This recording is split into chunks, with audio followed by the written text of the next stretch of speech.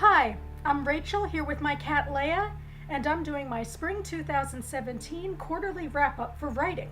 This is a brand new tradition that I announced in my Intro to AuthorTube video back in April. I quietly wrote out a couple of goals for myself, and now we get to see how I did. But before we get into the prizes and punishments, I thought I'd give a brief recap of my writing spring. I mentioned in another video that I attended the Literary Hill Book Fest in May, and I sat and answered questions at my writing group's table. It was kind of scary, kind of fun. My writing group is actually a loose umbrella of smaller workshop groups. We don't usually meet in a big group, but most of us were recruited by the overall founder. My workshop group recently lost a member, so for several weeks I was in contact with the founder to try and egg some new folks our way. I'm hoping I'll be meeting 3 of them at our next meeting on July 10th. Also in May, I was going through some old emails and I realized that Politics and Prose, a local bookstore, had hosted a class on how to submit to literary magazines the night before I saw it. Major facepalm. The Writers Center, another local group, also apparently has occasional workshops on lit mags. So that's a new continuous goal for me. Check your damn email regularly to see if there's some useful stuff you should be attending. Luckily, it seems the powers that be conspired to give me a second chance. The Writers Center organized a few mini workshops at the Gaithersburg Book Festival later in the month, and I attended one called Common Problems in Short Stories. The lecturer was Nancy Zakadusky, the author of this book, and she's involved in this anthology collection. It's for stories written about Rehoboth Beach, Delaware, and therefore it's a lot less competition than what you'd find in a more general publication. I'll tease you with a couple of the rules that we went over in class. Here are some common problems in short stories. Number 1, weak beginning or starting the story in the wrong place. Number 2, the lack of an intriguing or appropriate title. And of course, way down at number 10, though it should probably be higher, is lack of proper editing. And finally, I'm doing these videos mostly to concentrate on my fiction, but I do a lot of different types of regular writing too. So I thought I'd share a bit. Over on Dreamwidth, the new live journal, I'm recapping season 6 of Game of Thrones before the madness starts up again in mid-July.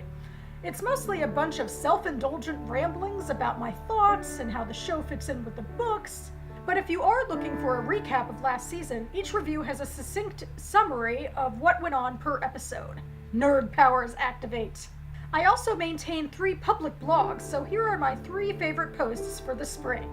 In Jewish DC, I chronicle Jewish events happening in the Washington, D.C. area. Last month, I attended 2 of the movies for the massive DC Jewish Film Fest, and I reviewed them. It was a lot of fun.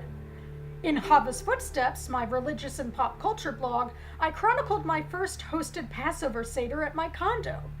Yeah, it was just my parents. Though later, my mom's close friend said the prose inspired a broader message of going after our goals. Good plug, right? And finally, in my reading and writing blog, where I will later post this video, I highlighted 3 American Jewish short story collections in honor of Jewish American Heritage meets National Short Story Month. Quite a mouthful. And it was enough to get the attention of Erica Dreyfuss, a writer and Jewish literary person who I admire. So that's pretty cool. I'll have links to all of these blog posts down below. Okay, I think I've put it off long enough. Time to state the goals I set for myself and own up to what happened. So number 1, complete drafts of chapters 3 through 5 of my novella. I didn't technically get this, but I'm giving myself a pass. I did 2 chapters, and then I did a big rewrite of a short story that's out on submission.